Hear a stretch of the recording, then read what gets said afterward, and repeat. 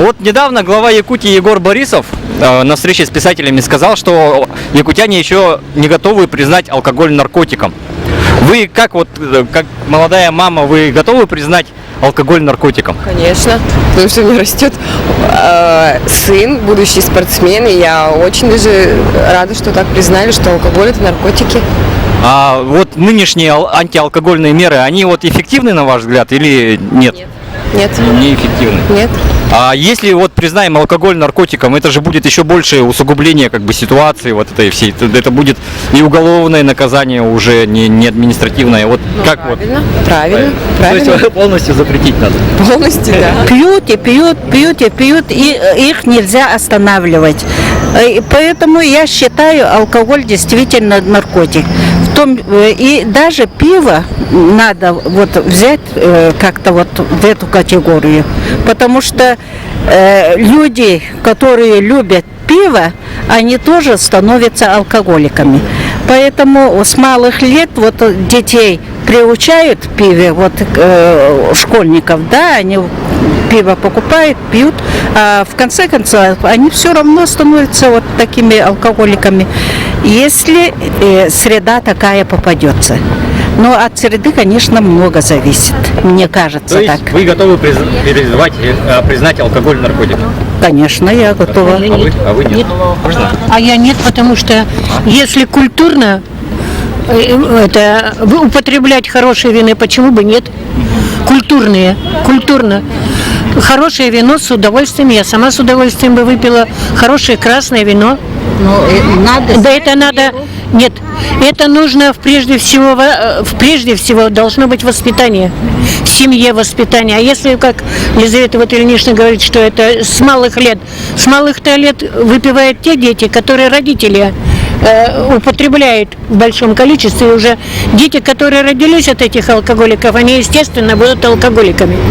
Но ведь, а если хорошее вино, почему бы мир... Вот все-таки вот наркотики, да, это немножко другое, да?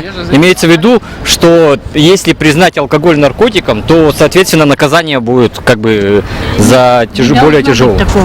Я считаю, что не должно быть такого, чтобы наказание было и совсем... Тогда люди, привыкшие к этому, что будет у нас? Воспитывать надо людей. Воспитывать с детства, может быть, даже в школе рассказывать об этом детям, показывать, к чему приводит алкоголь, если в таких мерах пьют, в таких дозах даже. Вот так я так думаю. Всем нужно спиваться, молодежь в первую очередь. Молодые девушки, женщины, мужчины спиваются, конечно. И это очень плохо. А если вот признают алкоголь наркотиком, то все-таки это будет совершенно другое наказание, это будет уже уголовная ответственность. Вот как вот на этот? Просто люди, которые попили пиво, они уголовниками, они наркоманы? Нет, я думаю, наверное, надо изменить закон, как раньше же был закон за алкоголизм, тунеядца, по-моему, лишали там сутки, по-моему, да, или 15 суток, что-нибудь такое, чтобы этот закон опять вступил в силу.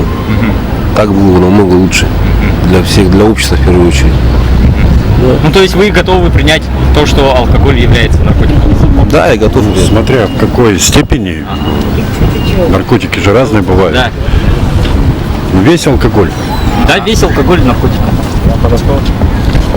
Ну, практически да. Да. Ага. А вот именно, если вот все-таки признают алкоголь наркотиком, то это повлечет за собой вообще полностью отказ от алкоголя, получается. Это у нас будет... Если смотреть вот так вот, да, то и чай, в принципе, наркотик, потому что в нем содержится кофеин. Кофеин, да, согласен. Тогда надо закрывать все кафе, рестораны, тоже же не выход. Да. Люди же просто будут недовольны. То есть, или ограничить, как бы, продажу алкоголя.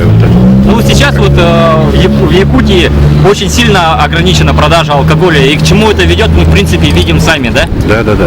То есть, вот то, что вот стало больше наркомаркетов, вы согласны с этим? Нет. Да нет, конечно. Нет, не согласен. Вот. Не согласен. Как бы от человека зависит. Если он не хочет, он не будет пить. А другой человек, допустим, он из-под земли достанет.